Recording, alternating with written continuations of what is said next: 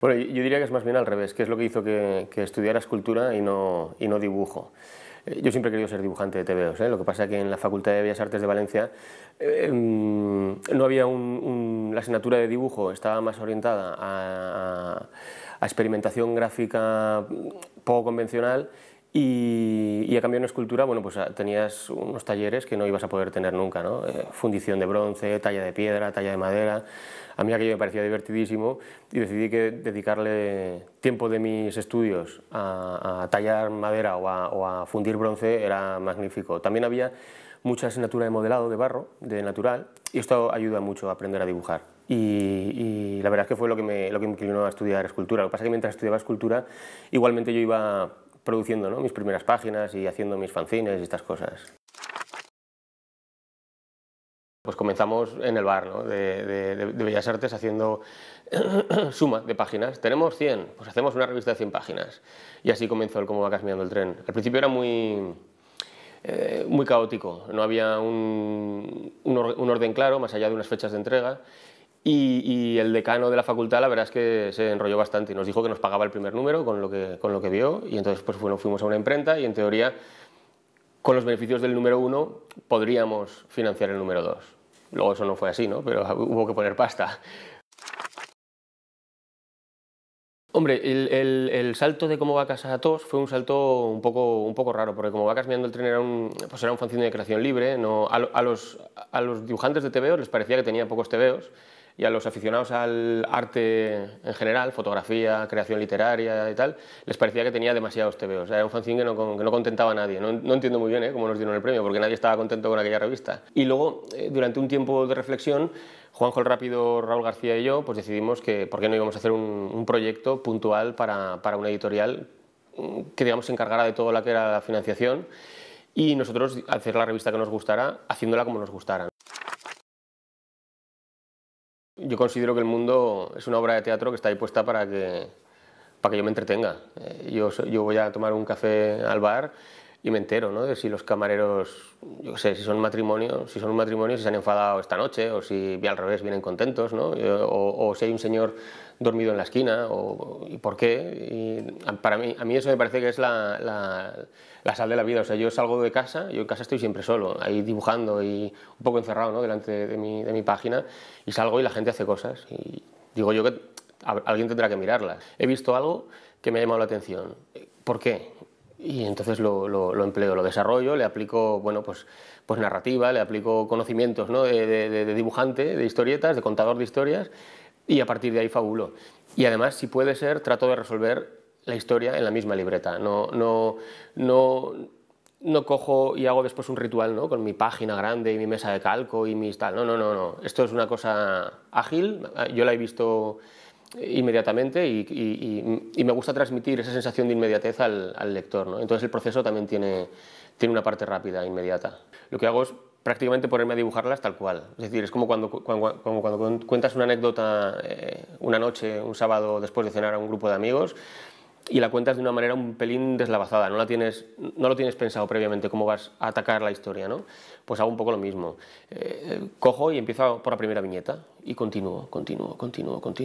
Es verdad que tengo cuidado de que las cosas no se me vayan por las ramas. Es verdad que al haber escrito, aunque sea un guión somero, sé qué parte de información de la historia llega hasta qué punto de la historia, y a partir de dónde hago un giro o dónde voy a meter el gag final o lo que sea.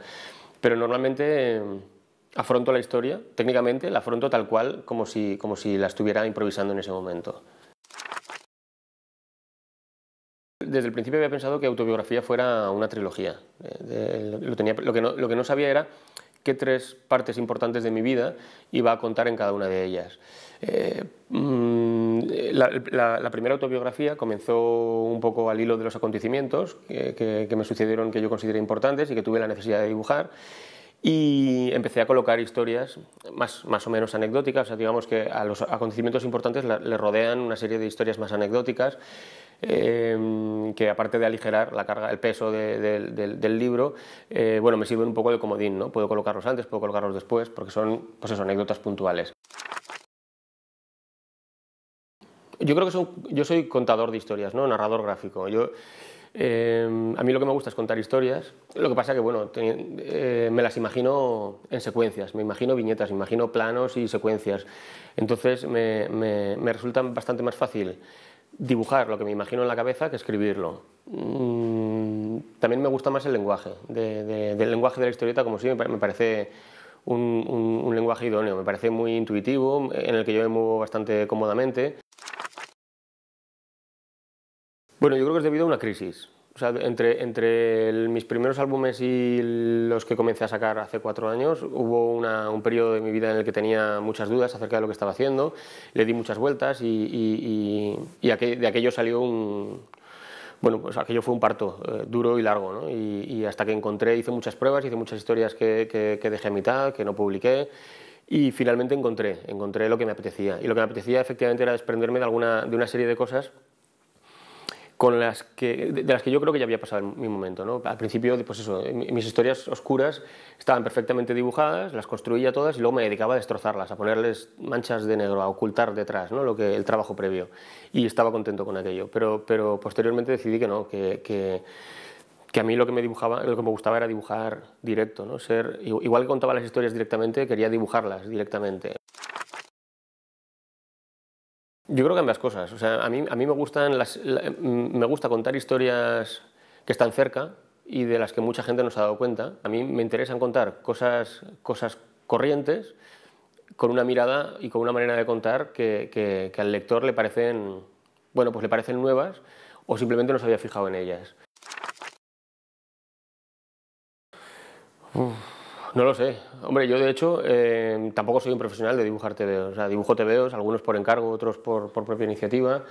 Pues bueno, sí, me dedico al diseño, a la rotulación, a la maquetación, a ilustrar por encargo otras cosas. Pero claro, yo diría que el campo profesional del tebeo en España es un campo pequeño, o sea, hay poco margen, ¿no? No cabemos todos los que hacemos cosas ahí dentro.